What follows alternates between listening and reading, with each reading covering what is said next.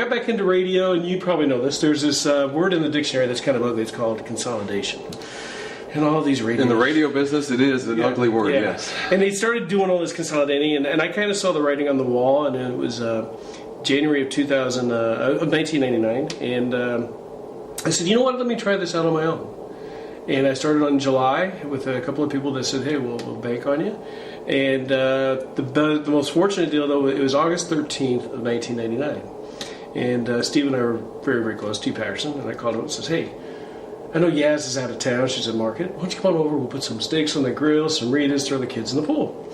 So he walks into my house. So this is August 13th, 1990. He goes, I got the football team. Like, the Chronicle says it's going to L.A. He says, no, I got it. And he says, come into my office Monday. I want to put a deal together with you to help us with the what-if marketing. I said, okay. And on Labor Day weekend, I got this signed contract. And so we started the what-if marketing. And on October 6, 1999, Bob McNair had a football team. And 11 years later, they're still a client. And, the agency's gone through a transition. I've got a great partner, Sherry Oken. She's the business. She's, I can shake hands and laugh and relationship, and I can do a lot of that, but she understands the business. So she's been great, and we re-identified the agency as Strike Marketing to kind of give a little bit more identity to the team. It's not one person, it is a team. In addition to that, with Strike Marketing, a lot of people know me for my events and my promotions and my radio and sports. We're much more into media placement, marketing plans, and having my name out in front, as it sounds nice and all that, it didn't reflect who we were, both in partnership, ownership, or team, or what we did. So Strike Marketing has been very good, and we were very lucky. We, I guess I can tell everybody on this. We just landed the marketing contract for the 2011 NCAA Final Four. Which University of Houston is helping host with Rice, and so we're extremely, extremely proud and excited about that. Well, we can tell there's a lot of energy in you, and there's a lot of energy for your university. You were the chairman of our Alumni Association golf tournament we just had out at Quail Valley Golf Course, but you've seen a lot of things happen from your time on this campus in the 70s until now. What do you think about the school? Well, you know what? One of the neatest things I've had with the University of Houston, sports is one way of getting the community back together.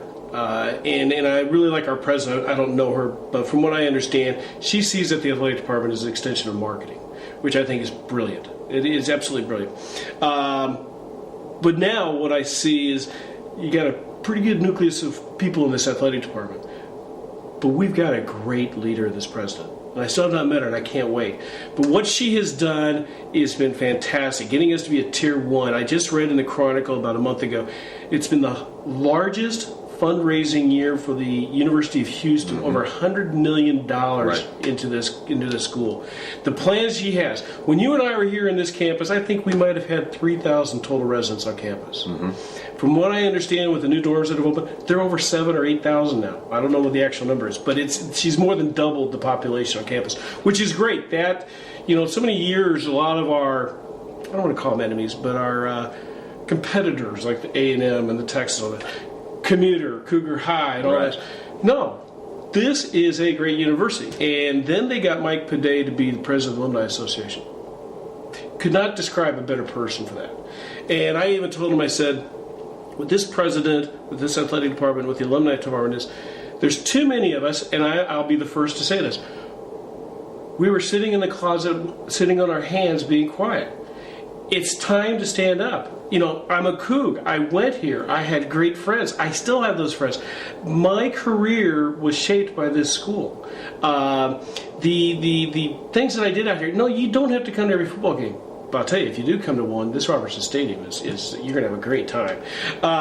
Or a basketball, but all of what's happening on this campus, to see the students, to see the excitement, to see the buildings is just tremendous. And then, I think it's the next 2 or 3 years, you're going to have an extension of Metro Rail coming out by here, which will connect you to downtown. They're going after more research projects. There's a thing, I guess you call it the goosebump factory. It's like when the hair is like, you just feel, I'm feeling that every day I come on this campus. When I drove out here today, it was just, it feels good. It feels good to see the students, and the students, they seem to have a new giddy up in their step. you know. And so no, this campus, and you know, here's the other thing that a lot of people need to understand. The city of Houston is the energy capital of the world. And I understand the diplomacy and the battles that are going to have to happen up in Austin about Tier 1 and getting to it. But there could be nothing better than for this state to have the energy capital of the world, to have a Tier 1 school right here in Houston. It's not going to take away from UT. It's not going to take away from A&M. It's going to enhance them. It's going to make our state is a great state, and it should be known as an educational state. And by getting Tier 1 here at University of Houston, it can only, as Casey Kasem used to say, keep reaching for the stars. And that's what we got to do at this campus. So everybody that's out there, you know what? Get back into the school. I mean, come if you haven't been out here, come out here and just drive around and look at it. I mean, the entranceway down here. I mean, I remember in '74 driving here. I was like, whoa. It wasn't like that. No. And it's